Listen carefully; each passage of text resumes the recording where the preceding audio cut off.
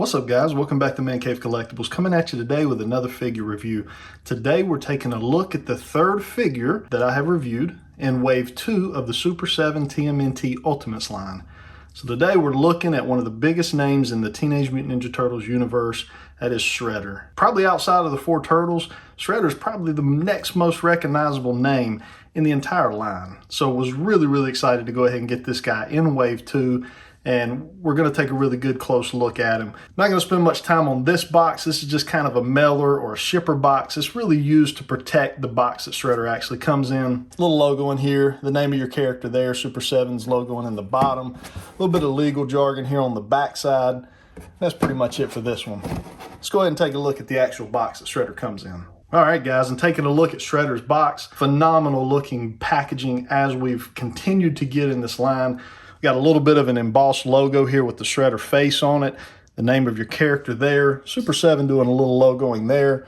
Ultimates on the top. Spin around to the back. Got that awesome TMNT logo on the back. Back to the front. And these are slipcover boxes. You just slip off the cover and reveal your figure inside. Now, if you've watched my review on the other figures in Wave 1 as well as the other figures in Wave 2 that I've done so far, you'll know that I love the packaging for these. I'm not an inbox collector, but sometimes I wish I was when I look at these boxes. Nice window packaging. We pretty much see Shredder and all of his accessories here very clearly. Kind of have that sewer wall, kind of that brick look here to the packaging. Just a really nice work artistically. Got a little write-up on each of our characters on the back of these boxes. In this case, it's Shredder, the bad guy leader. Bring that in. You can pause it if you wish to read it. But just really cool design work for these boxes. Let's go ahead and break this guy out of his packaging and see what we got. All right, guys, so we got our Shredder figure out of packaging. Let's go right into accessories. First off, we got two throwing stars or ninja stars. We've seen these before, but they look good. They're just painted in a chrome silver color. We get multiple weapon options here, and you guys always have to help me in the comments with the name of these things. But we've been getting these ever since the original Turtle line from Playmates. But this looks really good, painted in silver there on the blade, and then the handle portion there is painted kind of in a brown with a little bit of a black wash on it. Looks really nice. And then we also get these two weapons here as well, which are weapons we saw originally in the original Playmates line also. But they look good, painted in the same fashion with kind of a black wash on the handles and a chrome silver. Also, as far as weapons, we get a sword for Shredder. This does look like a reuse of the swords we saw with Leonardo, which is okay, but it looks good. Painted in a kind of a gunmetal grayish color for the blade and a little bit of a goldish brown here on the kind of on the hilt area, and the handle there, kind of a dark brownish black color. Looks really nice, straight out of package, which is always important for me. We do get an additional head. We can see there that the head that we got doesn't exactly mimic the one that come on the original, but they did include that. And to me, this thing just looks dumb. You guys can let me know in the comments what you think. But the eyebrows being on the actual helmet, just it looks stupid to me. But, you know, it is fairly accurate to the original release of this action figure. So, you know, you got to appreciate Super7 for going to that detail and doing that for us. But it looks good as far as the paint work, the QC, the sculpt work looks phenomenal. All that is good. I can't complain there. I guess it's just the original design is really what I kind of chuckle about every time I see it, and just how ridiculous that looks. But yeah, let me know what you guys think. How will you be posing your Shredder on your shelf? I can certainly tell you mine will be posed as we see him here in front of us. We get a couple different hand options. We can see that the hands that are currently on him are holding hands for his swords or weapons. We also get a pair of fist hands. They do have the purple straps on them already, which looks really nice. But those are just fully fisted hands, and we can see that the purple straps are also on those. They went ahead and covered the purple straps into the additional hands as well. We also get a pair of open palm hands with the straps on them. These look really good. Just look at the detail on those hands, guys. Just looks phenomenal. And then lastly, as we've gotten with all of our figures, we got the weapons tree. And these are just basically a reprint of all the weapons that I've just went through, but they just have no paint, no color, to them and just sculpted plastic. And actually, I'm sorry, this is not the final accessory. The final accessory is actually a plastic cape. So we can see here what he has on him is a soft goods cape, but they thought enough to go ahead and include a plastic cape, which I really, really appreciate. This cape looks good, has a little bit of a black wash on it there. It's very nicely sculpted. It is a very soft plastic, very easy to bend, no bendy wire or anything like that, but I really like the look of this cape. So we'll have to take a look and see, which way we like better as we continue to go through this review. Let's go ahead and take a closer look at our guy Shredder here, and we can see here that with this face sculpt and this the way they designed and painted this one, they put the eyebrows actually on Shredder's head, so you can see kind of right up under the top of his helmet there. You can see the eyebrows are painted in there. It looks nice, but the head sculpts are the same. They're identical sculpt-wise. Just the difference is the paint for the eyebrows. We do come on down. We have kind of his armor bits, which look really, really good. They're just a soft plastic all the way around. One of mine here, you can see this side looks pretty good right here, but this side looks pretty bad, and I don't know that there's really anything I can do to fix that. It's kind of the way it is. You can see it's just kind of going all sideways there on me. This side, looks a ton better, so I don't know if there's anything I can do about that. It kind of sucks, but it is what it is. I got this soft goods cape here. We can look under there and see he does have his belt there.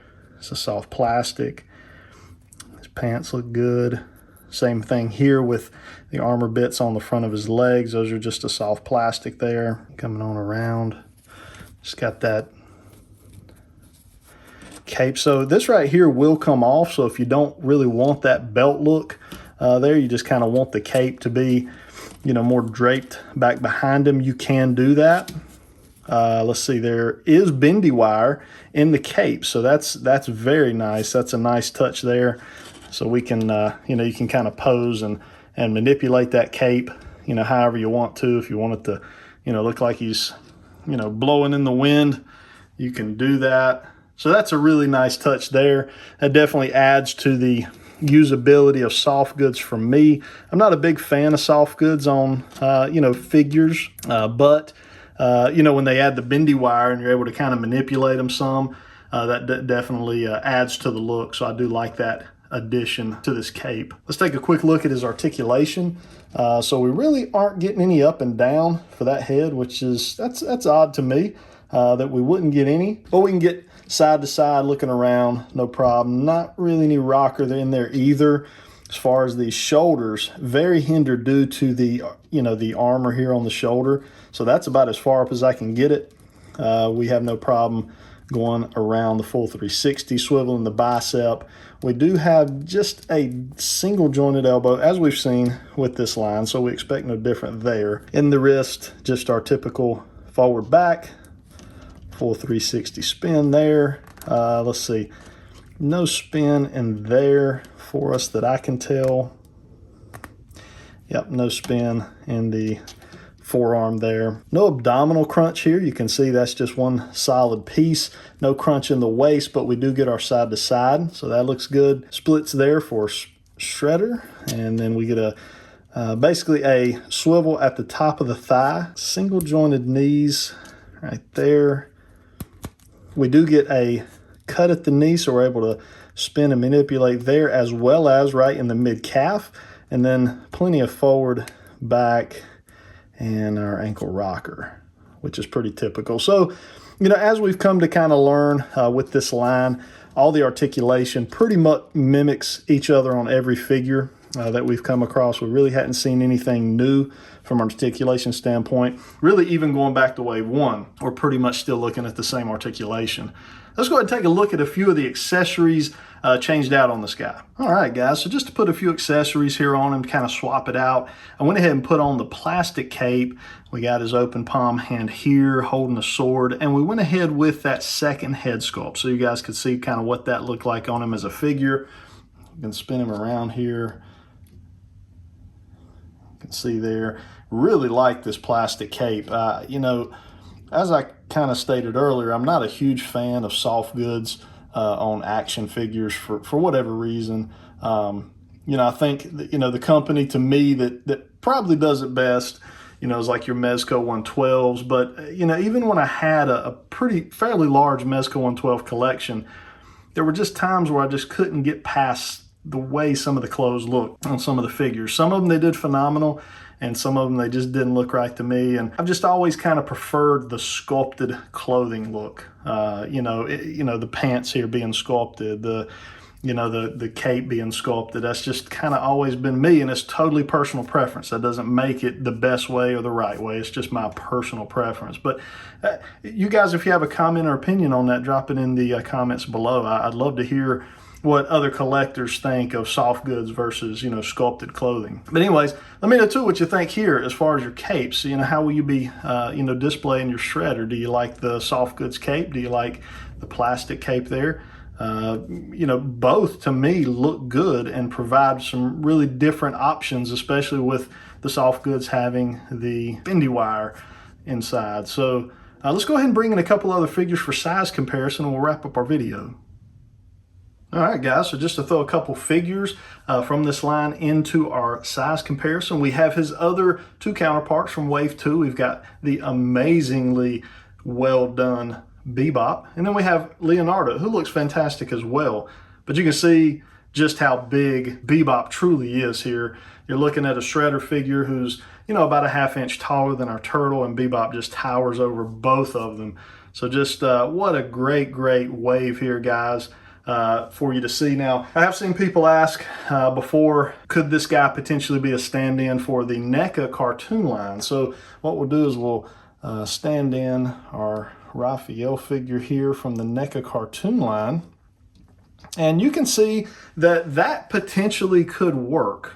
He's a little small, but you know, Shredder is a taller human being, and as we know in the cartoons, the humans were taller, a good bit taller than, you know, the turtles were. In some scenes, there were other scenes where it seemed like they were about the same size. But I do think this shredder could fit in if for some reason you couldn't get your hands on a NECA shredder, if you wanted to do that.